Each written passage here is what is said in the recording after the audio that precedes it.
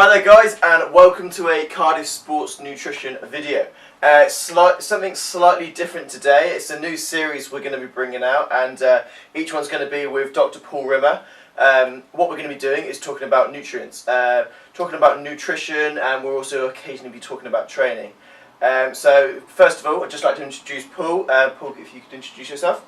Hi guys, like Matt said, I'm going to be helping you guys out with some advice on training nutrition over the next few weeks and months hopefully.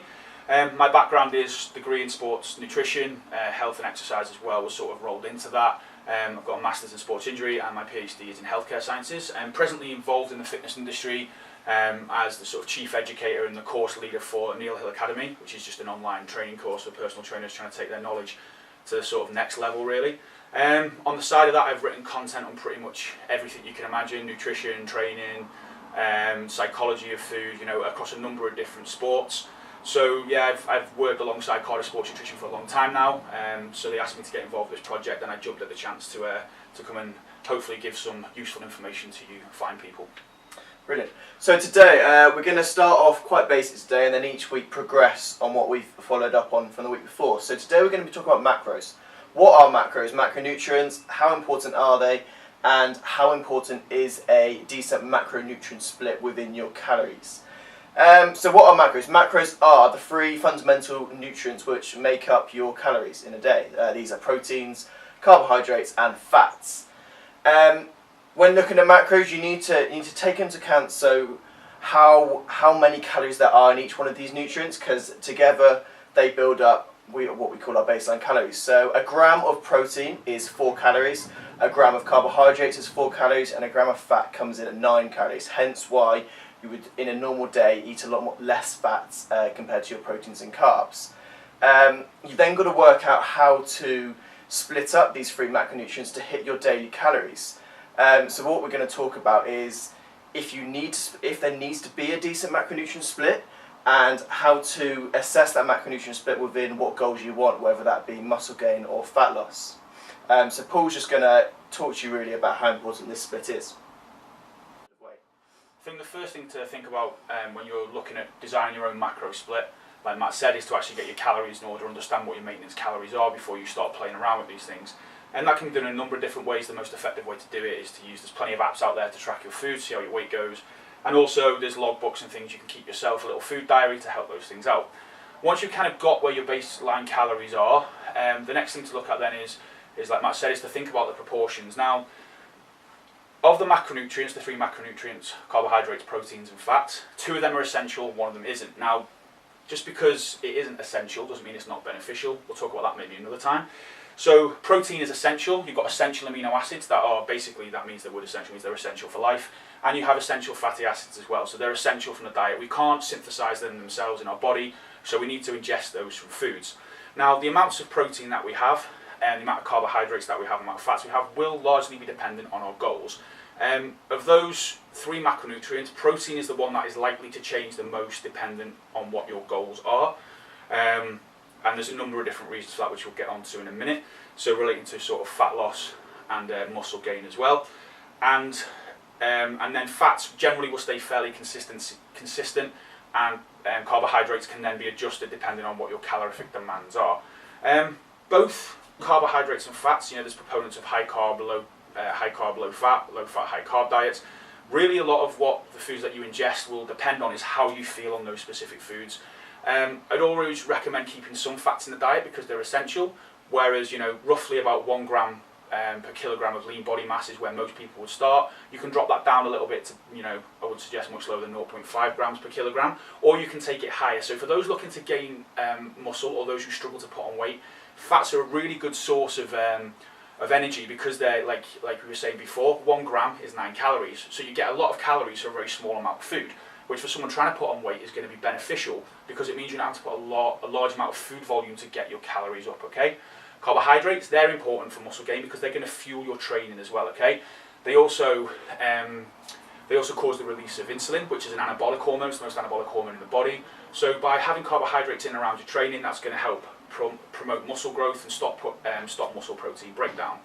Okay, now the real debate which a lot of people have in that sense is for muscle growth is around your protein, simply because you know, there's a lot of different theories, but around about 1.8 to 2 grams per kilogram would be sufficient for most people for muscle growth.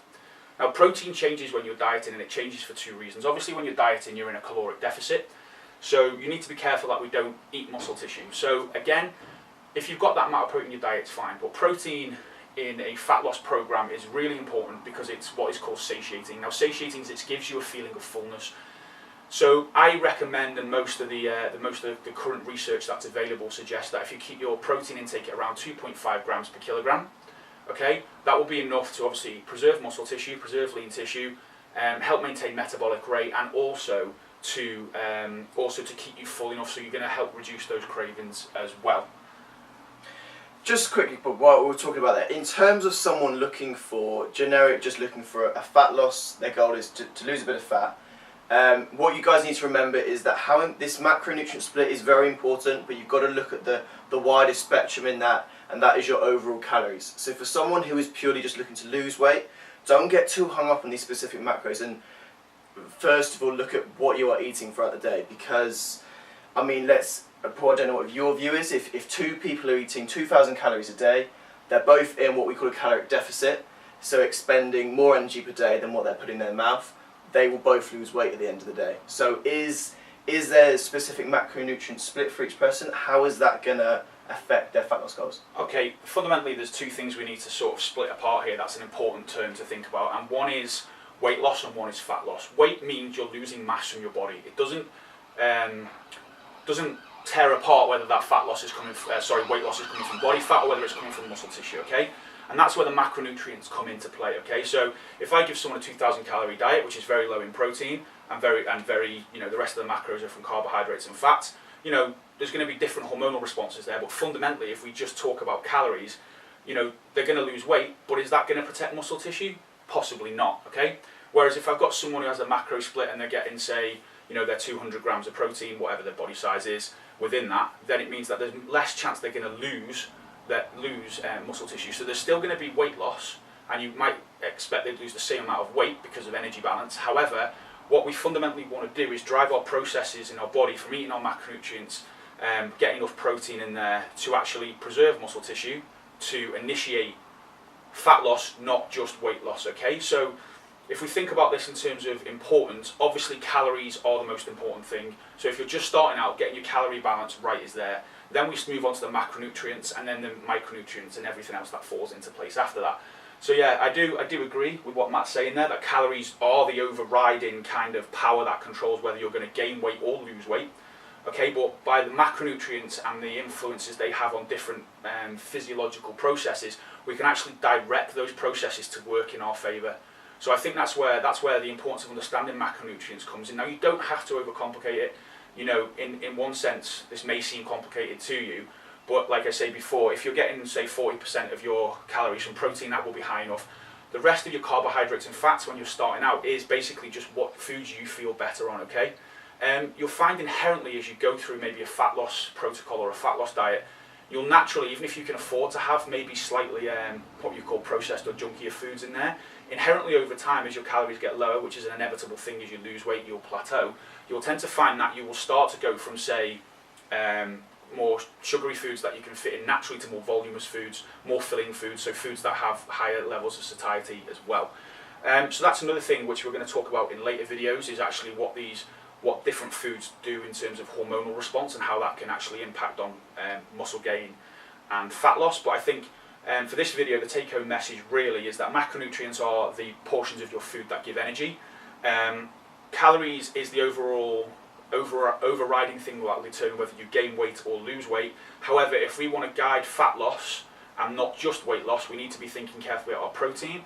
We need to make sure we've got enough fats in there. Like I said, 1 gram per kilogram is a good starting point for fat, and then whatever calories we've worked out from our logbook, with determining our maintenance calories, from our food diaries or from our food trackers, we can then make up the rest of our calories from carbohydrates, and then we can work on adjusting those things from there dependent on feel, the types of foods you like. Ultimately, the best diet is the one that you can adhere to. You can have the most perfect macronutrient split, macronutrient ratios on paper, perfect things like meal frequency, look at optimising your training, nutrition and so on and so forth. But as a start point, the first thing you've got to fundamentally get right is a diet that you can stick to, okay? The one proviso I have with all my clients is that they get enough protein. Brilliant. That is fantastic. Paul, thank you very much for coming in.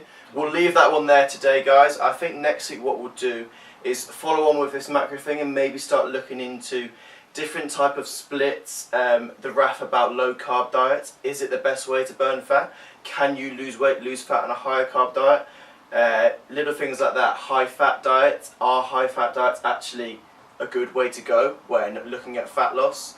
Again, we'll talk about muscle gain. Do you need high carbs to gain muscle? Can you do it off high fats?